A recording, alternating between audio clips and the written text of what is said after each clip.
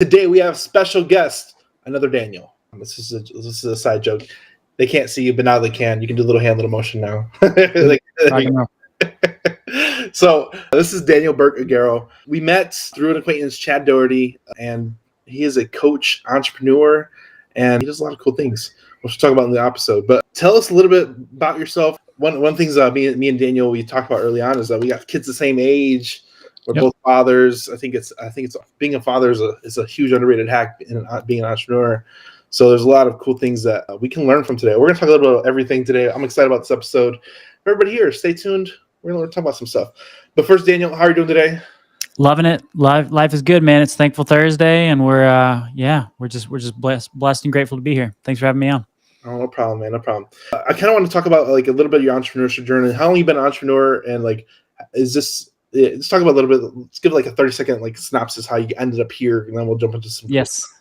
In this Zoom room at this given moment in time. Yeah. So the 30-second arc, like a lot of people, I got my start in sales as a kid. I sold popcorn and candy bars and all that stuff. But the true formative like shift in the rest of my life, right, was I was an 18-year-old kid and I got selected for the oldest summer internship in North America with the Southwestern family companies. As an 18-year-old kid, I moved 1,200 miles from home and spent the entire first summer out of college as a freshman, knocking on doors, selling essentially modern day encyclopedias door to door, 85 hours a week, straight commission, running my own business, learning a lot.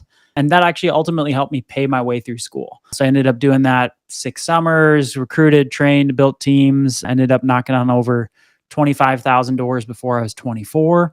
And even met my wife through it, which is pretty cool. But yeah, that was kind of just getting thrown into the deep end of entrepreneurship really fast. And since then I've been in a couple different businesses, helped grow other organizations, spent some time in business development, mortgage, fundraising. And then for the last 5 years, I've had the privilege of helping other people build their businesses. I've been working as a coach, consultant to some really successful people. And that's ultimately how I got connected to you guys.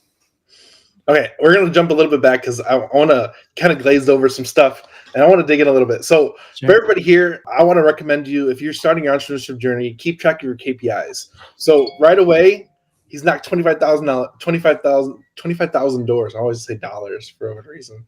Money just comes in top of mind, but 25,000 doors. Now, and I know this about you because you're very like organized and that. Were you always like that, or did you always like you've always been keeping track of your spreadsheet, like everything you have like your whole life? Yeah, T's crossed, I's dotted, right? The Excel spreadsheet has to make sense. That's how I'm wired, man.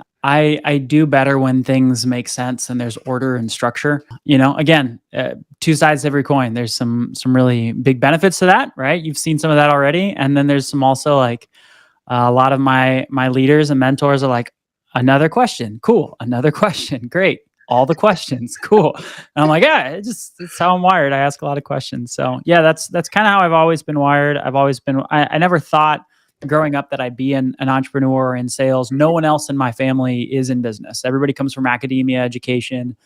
I thought I was going to be a teacher, my whole life. Well, you kind of are in a way. Yeah, absolutely. So one thing I want to hit on is if you're starting an entrepreneurship journey, keep track of your KPIs. It's really, really cool to call back that stuff when you're going out and in this business a couple of years and you can show that track record. So one thing I really want to hit on, keep track of your KPIs. That's amazing. I'm really glad you do that because not everybody says that. And I really wanted to point it out that he's knocked 25,000 doors. That's amazing. I don't know that stuff. I went door knocking. I don't know that stuff. So I think it's really cool. Second thing I want to say is 18 years old, you moved away 1,200 miles. Yeah. So I love when I talk to not necessarily like young people, but young entrepreneurs that start off young, because I think when you leave your home, you're forced to like grow up instantly. Yep. And it's like different ways. You mature, like you mature like 3 years of your life in like 6 months. And you're like, okay, that was interesting. Yep. So 18 months, I can't believe you actually like door-to-door sales is hard, and encyclopedias, I'm sure was hard. Because I remember having an encyclopedia set at my house. And I don't know who sold that to me, but I'm sure maybe we did, right? I mean, like truly, yeah. I don't know. So I commend you with that. So I think that's one of the hardest things. I used to sell True Grain, which is like grass Yeah. treatments. When I started doing that when I was like 19. So You get it. Yeah, man. and I hated it. I hated like selling people. It always felt like nasty to me. I don't know, but you get over that stuff. One thing I want to pick on too is that you get overly obsessed, and I think people that can find like their driver, like there's no like there's no like, oh, what's your why? Like, no, I'm just self-driven. There's like an internal engine somewhere that I always like equate it. I feel like me and you are like in this way where like we run off, like I think of myself like Superman because I run off the energy of the sun. Like every morning I wake up and I'm just full of energy, you know. And there's like consistency that drives it. And like I'm sure there's other reasons that back it, but there's always like that action taker. Yeah, man. I think, and I think just part of my backstory, what I've been a privilege to spend the last couple of years doing, right, is spending time with, learning from, mentoring, and coaching and partnering with some really successful entrepreneurs across all different industries. I think there's some commonalities, right? Is that some of the most successful people that I've ever met, right, that they form the habit of figuring out what they want, why they want it. And one of the things that we talk about is that the depth of your endurance is in direct proportion to the clarity of your vision, right? And so that when you actually know what you want it enough to do the work that it's going to take. It doesn't maybe wear you down as much as it would if you were fighting for something that maybe you didn't actually want. I don't know. I've only known you for a short period of time, right? But like in what I see with you and Anthony, with, outside looking in, is like you guys have a vision for what you want the Hive to become. And it's a vision that's so big that you believe in it so much that this idea of showing up and doing the work every day isn't this like massive effort or lift, or it's this really hard, grueling. You're like, that's fun. I'm just doing what I'm doing. It's awesome. We're riding this rocket ship to space, and you can come along if you want, but, and it's because you see it and you've correlated it, right? And so like, I think again, same thing is whenever I latch on to something, and I think a lot of entrepreneurs can relate, it's that piece in your brain that says like, I want that, and I'm gonna do what it takes to get there. And so you're almost tapping into this unlimited energy source, as opposed to, and I think this is the flip side, is so many people live their lives not being sure what they want, or chasing someone else's version of success. And so we're putting all this energy out trying to achieve something that we've been told is what success means. But since we don't actually maybe really want it, we're constantly on this hamster wheel. We're draining the batteries. I don't know. And I've been there too, right? So I think, again, I think you see both sides of it, right, in entrepreneurship for sure. So one thing, and I think this is a great question for you, because I think we both have younger children. So when I first started entrepreneurship, my parents said I was a little bit kind of crazy and all sideways, all this stuff. And now that you're a parent, you see, not like you as a parent have to like put your kids on your shoulders and almost like let them get a leg up on you. So like my dad was an immigrant, and he always told me to use my head and not my back. So because my dad literally worked on the roads for 30 years and had bad knees, bad back, like it literally took a toll on his body. So it's one of those things where like he told me, it's like, hey, use all the work I've done for the last 30 years and do something better with it, and create a better life with this. My dad always like, he never like pushed us to do anything. He just wanted us to do the best we can and work smarter, not harder. But now that we're both parents, like, how are you like putting that instillment into your own children? Because your children, how old are your kids, by the way? So Jonah's 4 and 4.5. Birthday's in May. That's your oldest? Yep. Jonah's 4.5. Yep. And Josie just turned 2 a month ago. So okay, so my kids are older than yours. Okay, so I thought your kids were older. Do you have any ideas or like things you're going to do as they get older to like maybe instill a little bit of entrepreneurship into them? And like, what are you trying to implement it? Yeah.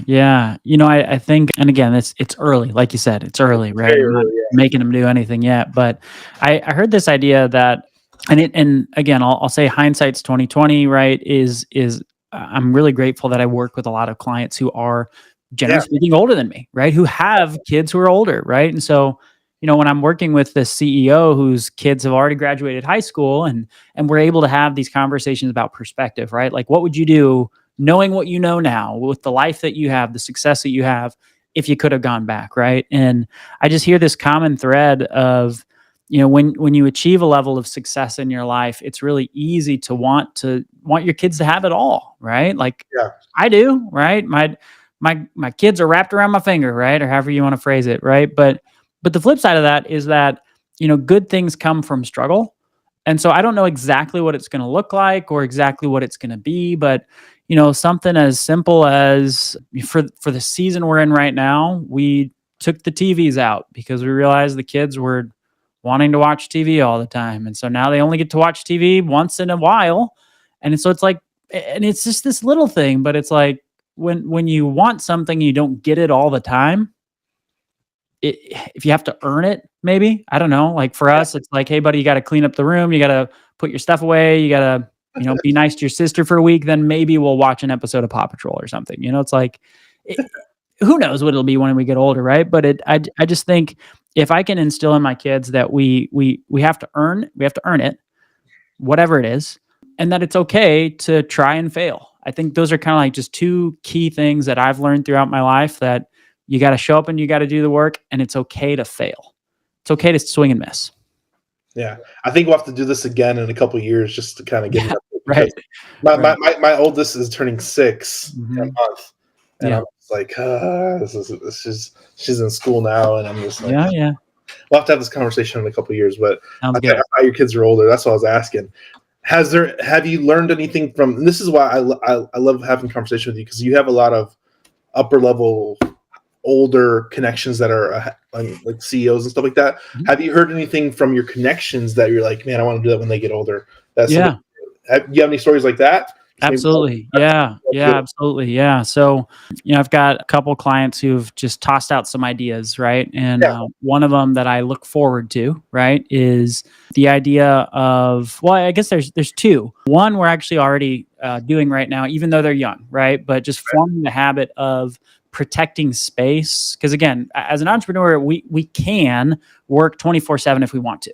Yep. Right. And that's it's a conscious decision to choose to protect space for the things that matter most. And so for us right now, it's protecting an afternoon, like 1 or 2 afternoons a month, where it's just one-on-one time just with me and Jonah, or just with me and Josie, giving Alicia a break, or, creating these, not curating experiences, but doing something together. Even if it's just as simple as, hey buddy, what do you want to do today? And he's like, I want to, mow the lawn. Great. That's what you are choosing to do with dad. Let's do that together. Right. Like some creating some habits around that. And then on a longer term vision, right, having these keystone type trips and experiences and moments to celebrate milestones, right? Like when he's 10, that he and I already know this, he and I are going to go camping somewhere, probably for a week, probably with some backpacks and roughing it out, and like just doing a little bit of dude time out in the mountains, and I'd love to do the same thing with Josie, whatever she wants to do, right? If it's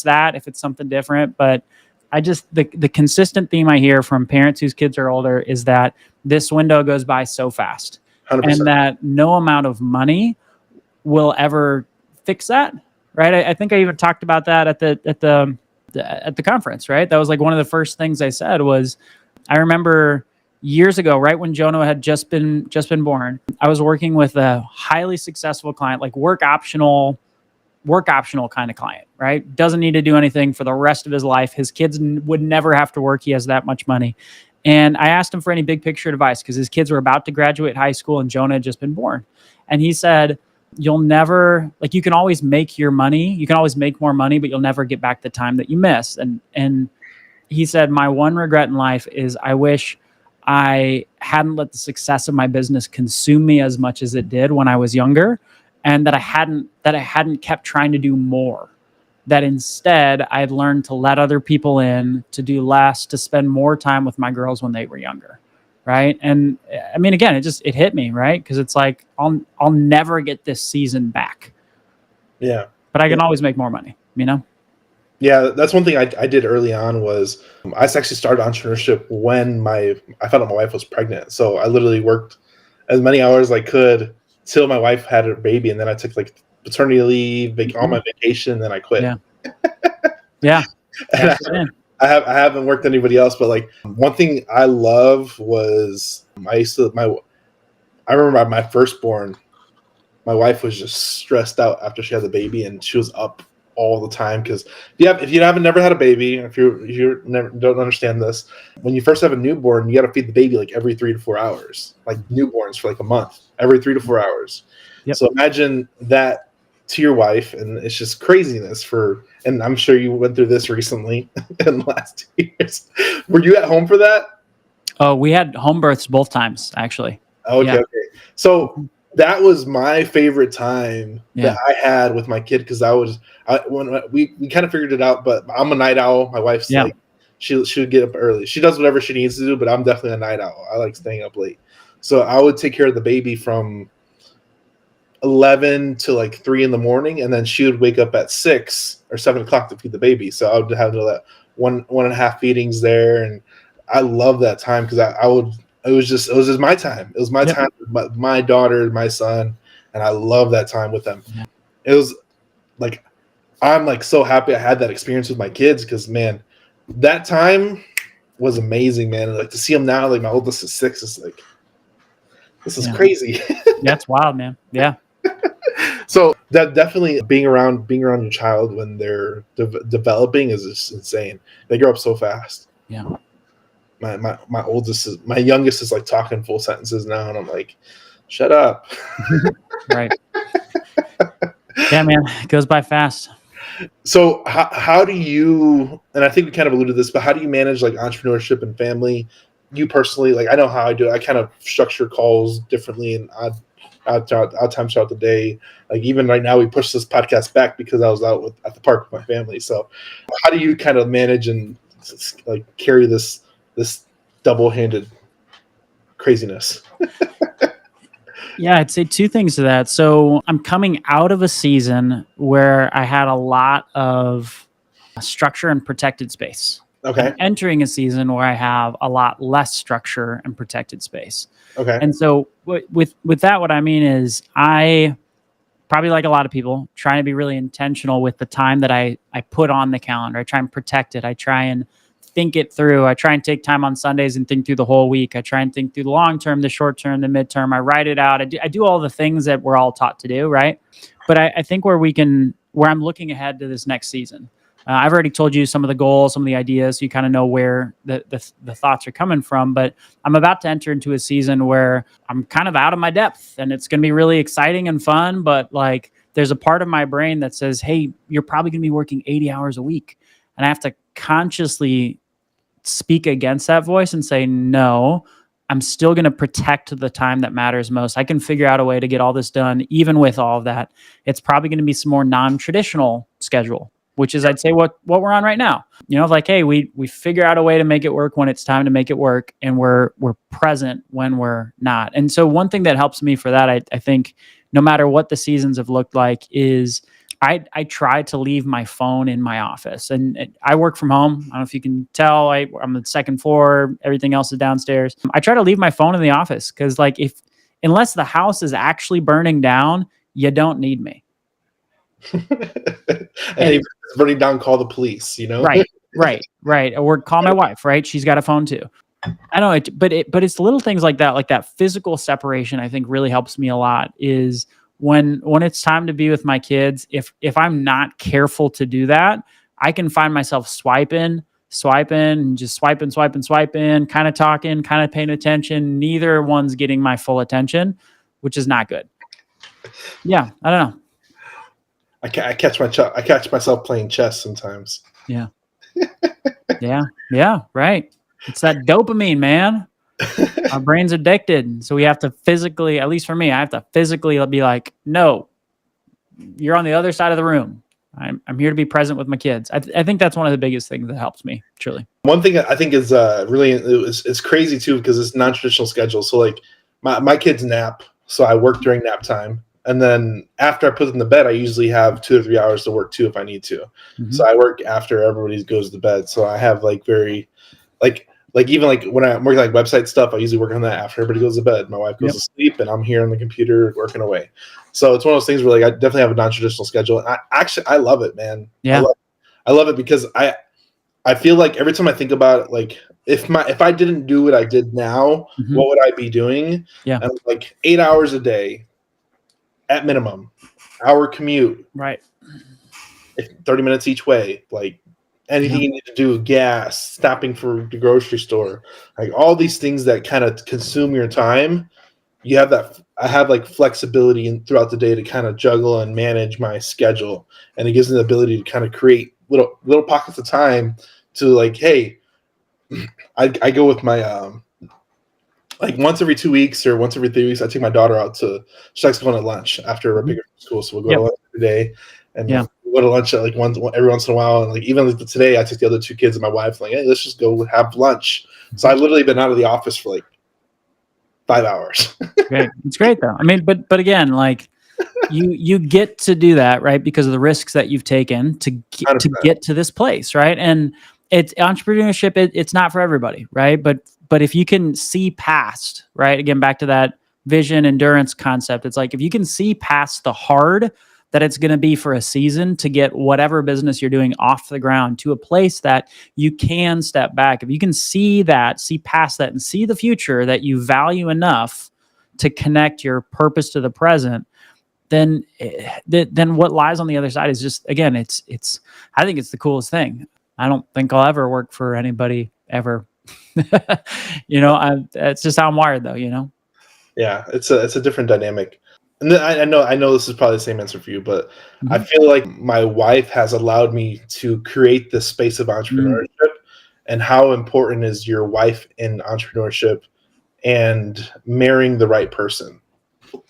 So my wife, my beautiful, wonderful, amazing, smart, talented. You've been married, by the way. Wife. Alicia and I have been married for 7 years. Okay. 7 years. Yeah. So Alicia and I were talking about this earlier. Literally the same thing today is that, in order for me to put as much as I do into the things that matter to me and to our family and to the business, like it requires sacrifice.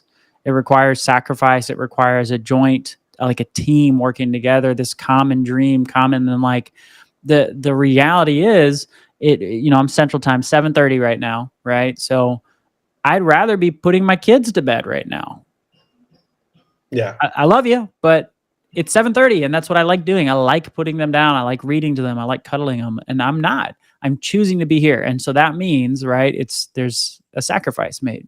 It's not maybe a massive one, but it's a sacrifice. And every decision we make in entrepreneurship, man, there's the foundational level of support that you need to be a successful entrepreneur. You cannot do it alone, whether it's a coach, a business partner, but like when you're married to somebody, they can be your biggest champion or your biggest critic. And I'm so grateful that Alicia and that she believes in me. That's it. Cause I've taken some pretty big risks. I've done some things that just don't make sense. And through it all, she's been like, hey, like, I trust you. I trust you to do the work. I trust you that if you've thought this through and you're willing to do the work, like that it's going to work out. Like, I believe in you. And I don't know. I just think that hope and that belief has anchored me so many times through some like dark moments and through some, peaks and valleys.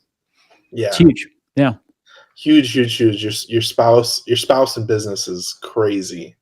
Crazy. I think it's definitely a make or break. Yep. To your success. Yeah, I'd agree, man. 100%. Make or break it to your success in the future. Because, man, I hear stories of their significant other, their girlfriend or whatever, and aligning. And it's funny because in my previous podcast, I had a 20-year-old guy, and he has a girlfriend. So I asked him that question too, just kind of peek where his head's at. Sure. He's like, that was good. For everybody here, go check out that episode with Braxton. But okay. Yeah. Mm-hmm. Yeah, I just interviewed Braxton Harrison before, but I released a couple episodes before yours. So if you're listening to this, go check out Braxton Harrison. I asked him that hard question too. I don't know if he was dating or not. I was just curious. But one of those things were like, I think a lot of younger people, they get like, you can get not necessarily corrupted in like totally like your disastrous way where you're going to prison and you're doing all the wrong things. But I think you get corrupted in like slight little ways that change the trajectory of your life. Yeah. It could be a woman, it could be money, it could be your friends. And it just one of those things can totally change the trajectory of your life and where you end up. And it's always that influential moment from like 15 to 20 right there that it sets the rest of your life up. Yep. You're kind of stuck. And not you can't change it later. It's just really hard to change once you're in that path. Yeah, absolutely, man. Yeah. And yeah, just having the right people in your corner, man. People who believe in you, challenge you to be better, who encourage you, who see the good in you, right? And yeah, it's really hard to do entrepreneurship by yourself. You need people. We need people. I think that's how we were built and wired, is that we need community. Yeah. We need support. So yeah, I'm grateful for my wife. She's the best. Yeah. Yep. 7 years. I got married in 16. So I think we're 7 years too. Yeah. Yeah. When in 16? May 28th. October. Yeah. All good. Yeah. It's funny too, because there's another one of our speakers. He didn't come to our event last year, or this last one in October, but he spoke the last 2 events. He's been married 7 years too. So I think this is one of the things where, like, when you need to create your circle small, especially in entrepreneurship, and people that are in the same position and have the same life goals. I think you mentioned that to me the first time we met. It's like we all have like small children, and we're on entrepreneurship and doing crazy stuff. But me and you can have a conversation that we can't have with regular everyday people because they don't understand this. Yeah. Yeah, truly. Yeah. The balance of believing in something big, doing the work, and navigating, right? Like teams, people, recruiting, leading, growing, selling, operations, all the chaos, and being the best father and husband that you want to be, right? It's a real thing. Yeah.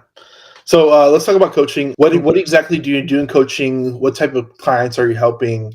I think we mentioned just a little bit like surface level stuff, but let's dive a little bit into the coaching side. How long you've been doing it? All the stuff. Yeah. So I guess you could argue that I've been a coach since 2010 in some capacity, right? Like I've always led or been a leader within the different organizations I was a part of. I've recruited, led, trained, coached teams, all that stuff myself, and then been part of others. But in this current capacity, right? So I partner with a company, and so 5 years in, I tend to work with business owners, entrepreneurs who are leaders of leaders. Those are my favorite people to work with. I don't tend to work with individual producers as much anymore. So people who are leaders of leaders, typically they've got a team. Typically they've got big goals. I have clients in all different aspects of life, but my favorite people are people like me, right? People who are mid-30s, early 40s, maybe aren't yet the CEO, but they've got the vision to be, they're on track to be, they've got big goals ahead. They've probably got young kids, right? They don't have to be as young as mine, but middle school, high school, early high school even, but just people that I want to do life with, right? Those are typically some of my favorite clients. Yeah, when it comes to like what we work on in coaching, I think it's just such an individualized journey. I'd say I'm a sales, leadership, development coach, but I think the way that I really have been thinking of it lately is what we talked about, is that at the core of what I work on with clients is I help build good people, and those good people build good companies, and those good companies impact the community, and that community then changes the world. It's people development, right? Sometimes it's more technical, hard skill stuff like holding your team accountable and managing KPIs and digging into operations and systems and left brain. But I think more often than not, it's more right brain stuff. It's the soft skills of, how to hold somebody accountable and confront them when they're not performing and they've got a life situation, and like how to navigate all this stuff, and the dynamics of interpersonal relationships mixed with high standards and loving on people through challenge. And like that's the stuff that I think we can always talk about. It's a never-ending well of things that we can dig into to help people be the best that they can for their organizations. Yeah, a little bit of everything. I think one of the most difficult, I think hardest part of business is the people side of it. Whether it's you're dealing with your own team or clients, this is the hardest. It's the hardest part, man. Yeah. Because then you always have you might have outbursts from your team in certain occasions, whether they're going through their own personal situations. Then you might have outbursts from clients who are going through their own personal situations. And how do you manage and control that output without firing back? Yeah. Oh yeah. I just had a call earlier today, client based out of Houston, super successful mortgage lender. He came to the Hive conference. Okay. What we talked through today was one of his team members made a mistake that's potentially going to cost somewhere around $35 million in potential business for the next year. That sucks. How do you navigate that? Right? Like the emotion of like, what the, and then the reality of like, he just made a mistake. And then navigating like, how do we work through this? How do we help him own and take accountability and ownership of the situation? How do we help him actually maybe even fix the problem himself? Like all of these things together. It's a people business, no matter what business we're in. If we didn't have the human element, we'd just be robots and machines, So I think that's what makes business fun and hard. I think it's funny because I don't even know how to deal with that situation. There are layers. It's complicated, but yeah. I mean, at the end of the day, is it a mistake that's worth terminating him over, or is that something we can salvage? And I think where we landed today was that we make mistakes. This sucks, but it was a mistake. It wasn't intentional, and there's enough. There's a Stephen Covey concept, like the emotional bank account. Have you heard that before? No. Okay, No. so Covey talks about this concept where when you have a relationship with somebody, every time you follow through with what you say you're going to do, every time you do something right, every time you bring value to the relationship, you're making a deposit into, let's call it a bank account, right? Over time, that bank account gets bigger, bigger, bigger, bigger, bigger. Sometimes we make withdrawals from the bank account when we mess up, when we hurt somebody, when we make a mistake, right? If we had only known each other for a week and I made a huge mistake, you probably just would have blocked my phone number and never talked to me again because I didn't have enough in the bank account and my withdrawal, I overdrafted, right? So with this team member and this leader, there was enough in the emotional bank account. There was enough in that like trusted relationship that, man, he almost zeroed out the account, but he didn't overdraft, right? There's still something there to build on, to work with, to, that ultimately it makes more sense to love this young guy through this situation, and hey, we'll find the business somewhere else. We'll figure it out. I think that's where we landed. That is, I've never thought about that because I've always I've had a ton of employees, and firing them has always been the hardest part. But like, I've never thought about it as like a fuel tank type thing where like, yeah, they're just gone. I don't want. I'm done with them. Yeah. Well, and again, it's like if you're getting to the point to fire someone, there's probably reason for it, right? Yeah, absolutely. Sure, right? Like if we think of like machine learning, it's like we're building a machine and one of the parts of the machine isn't working, so we fix it. It's not an emotional thing, but then you add in this like human element, right? Of like, I care about them, or like I want to help them, or like it's hard, and it's like if this is a person who is a trusted friend, team member, that it was an honest mistake, that there's opportunity to earn it back, to fix it, for them to take ownership of it, right? And again, there's all these different layers. It's like, is it worth starting over, cutting them loose? Is this something that is against our core values, right? Did they make a decision that's actually not in line with what we believe, like at the core? Or was it just, again, was it a mistake? Can we see past that? Can we love on the people, not the problem, right? Again, lots of different layers. We don't need to go into the psychology mode, right? But it's a people business, man, no matter what we do. I like the analogy though, because I'm gonna have to use that one. I think you have I love having different conversations with different people because I learn at least one thing from every person I speak to on the podcast and in general conversation too. I try to at least learn one thing, but especially the podcast, there's a bunch of stuff that I'll just pick up off, even if it's somebody else. I'm not a reader, so I'm like, people like, oh, have you read this book? I'm like, no, I never read it. What's it about? Tell me what it's about. Okay, awesome. That's a great business analogy. I can implement this in this way. Amazing. I'm gonna read the book. I'm sure there's other things in the book that I'm missing, 100%. But at least got something out of it. Love it, man. Well, that was the one thing. That's all you needed for today, right? That's it. What is a quote that is yours or somebody else's that you resonate with? That I resonate with. Something I've been spending a lot of time on this past year has been, well, I guess two. One is the one I already shared, because the guy who said it first, that I first heard it from, Ron Alford, the depth of your endurance is in direct proportion to the clarity of your vision. I've loved that. I'm a runner. I'm one of those weird runners that likes to run stupid far distances. So I think just like on a primal level, the word endurance really resonates with me as an entrepreneur, of like, you have to deal with the hard stuff to get to where you want to go. Yeah, I think I think that's one that I always come back to. Another one is a Maxwell. Is that a pessimist complains about the wind, the optimist hopes it's gonna turn, and the leader just adjusts the sails. Oh, that's a good one. Yeah. That's a good one. Those one Anthony sent me. Oh, that's a good one too. I just posted about it. Hey, let me find it. Yeah. Real quick. It's something about sales too. I have it right here. We can't control the wind, but we can always adjust the sails. Same thing. Same thing. Yeah. that was from I think Monday or Tuesday this week. So sweet.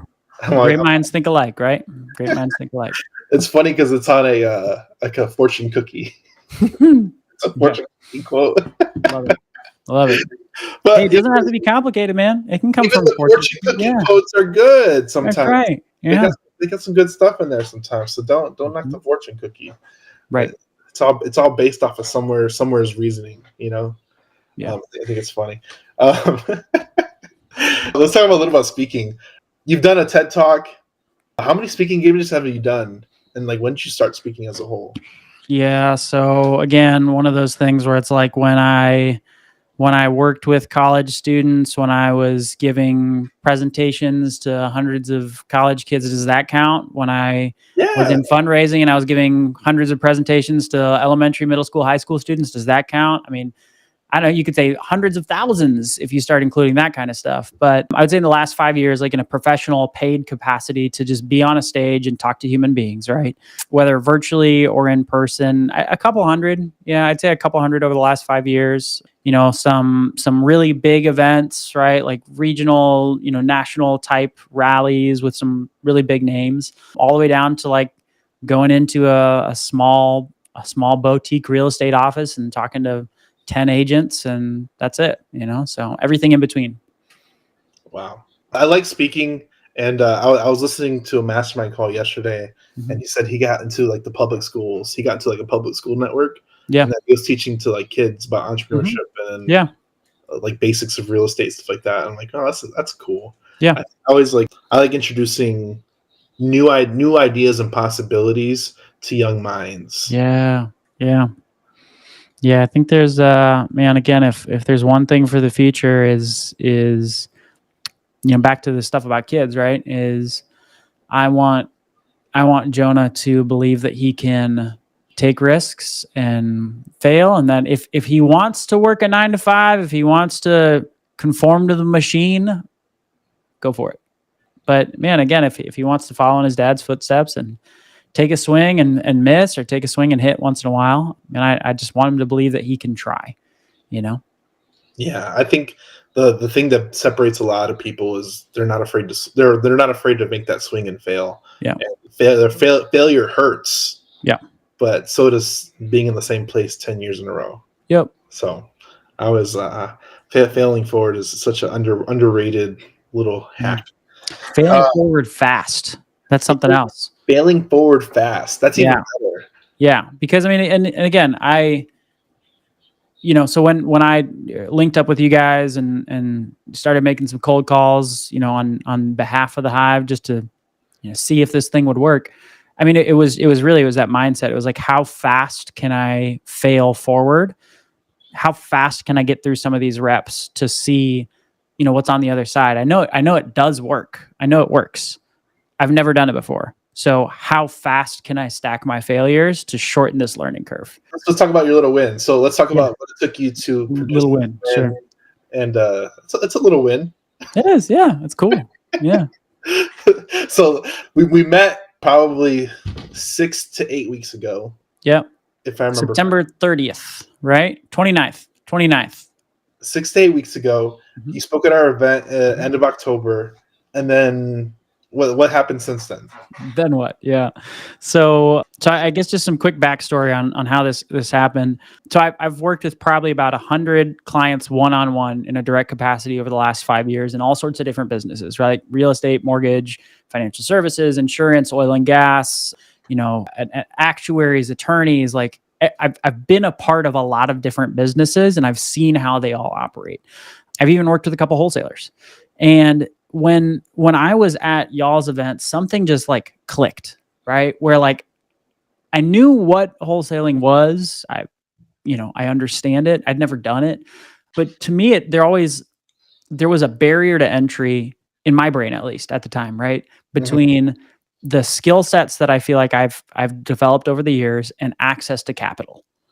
To me, there was a gap, right? I guess I didn't really connect to that. There's a way to do this without having the $4 million to buy the $4 million ranch, right? Kind of thing. And again, it was in conversations with you guys. It was in actually getting to meet you guys. And I think again, there's a very important piece here. It was actually by spending time with you guys and getting to know you guys beyond just like, I heard them speak at an event, right? I've heard plenty of people speak at events, and then you get to know them and you realize they're not who they say they are, and you guys are. And so I really respected that. And so that ultimately led me to have my listening ears on and pay more attention, right? So kept learning, and it clicked for me that like, hey, if a deal's a deal, y'all have ways to figure this out, to dispo it. It's just a matter of finding it. And well, what does finding a deal look like? Well, it's just talking to human beings and asking questions. I'm good at that. I've been doing that for years. So yeah, I don't know. I was just like, man, this just seems like too good of an opportunity to not try, because I feel like I could do this.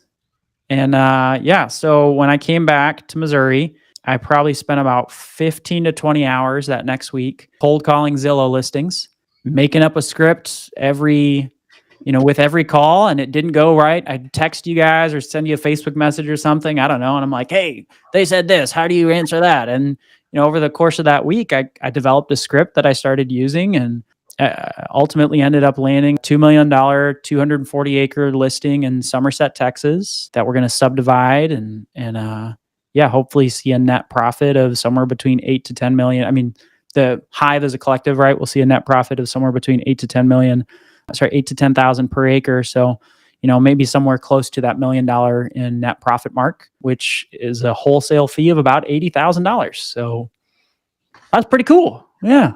Pretty neat. I don't know. That's kind of cool. That's kind of cool story. Yeah. My very first wholesale contract ever. We're trying to make it 100. I know, right? I was like 7 figures in contracts and 6 figures in commission, but we're trying to make it 100, and that's between me and you on this podcast, and everybody listens to it later. Yeah. But and everybody that listens, I get it. Yeah, but yeah, I mean, again, like whether it's 80 or 100, like it's a cool story. I think of like, right, of hey, within 30. I mean, really, actually, within a sooner time was when I had the conversation, but within 30 days of learning that this even existed. Pick up the phone, fail fast, fail forward, learn from every conversation, take notes, try to get better, ask questions, ask for help. Don't be afraid to talk to the quote unquote big dogs, right? Like y'all, right? And say, hey, here's what the conversation was. Help me navigate the next one. And ultimately we found one that worked, right? And, I'm excited to pick up the phone again and find another 2, 3, 4 more this year for you. So one thing I really want to hit on too before we end it here, but is consistency is the first thing. Number 2 was you're not afraid to ask questions, and number 3 is you weren't afraid of failure. And I think those are the biggest things that led to your success in such a quick time. Was probably those biggest things. We've worked with a lot of different type of students in different ways, and they've all struggled with one or all of those. Yeah. And it takes a long time for them to click, and maybe it's like a confidence thing where they might not know what to say. They might not have the background as you to actually. You already have that skill level at a high level to communicate. And I think communications is the best skill you can have. Communication is very underrated, but I think that was one of the things that really helped you uptick and get success quickly. But where can we find you online? I think it's been a great episode. We talked about a little bit of fatherhood and business and a little bit of parenting, and it's awesome. Yeah, I think the easiest place to find me is just Instagram, candidly, right? Burke-Aguero. I'm sure you guys are going to link it. Yep. And I'll do the little plug, right? Because this is going to go out to the known universe. How fast did this episode go out? About 30 days. 38. Perfect. So within 30 days. So here's my plug. I am doing something fun in 2024. Okay. So in 2024, I've already told you this, but now to the known universe of Hive Mind community that's listening, in 2024, I'm going to take a business from zero, non-existent, non-formed to 7 figures in revenue within a 12-month calendar period. I'm going to be doing it in wholesaling, land, and in real estate. I've never done this before prior to this, this call, this conversation, this first win, and it hasn't even paid out yet. So I'm technically still at zero. But yeah, I'm going to take it from 0 to 7 figures in 12 months. I'm going to document the whole thing. And if you guys want to follow along and see a behind the scenes journey of scaling a company from 0 to 7 figures in 12 months, follow along. It's going to be cool. There you go. I think we'll leave it at that, man. I'm excited about that. Yeah, cool. For everybody here, go like, subscribe, go share with a friend. We'll see you on the next episode. For everybody here, thanks, Daniel. Thanks for having me, man. We'll see you on the next episode. See you guys.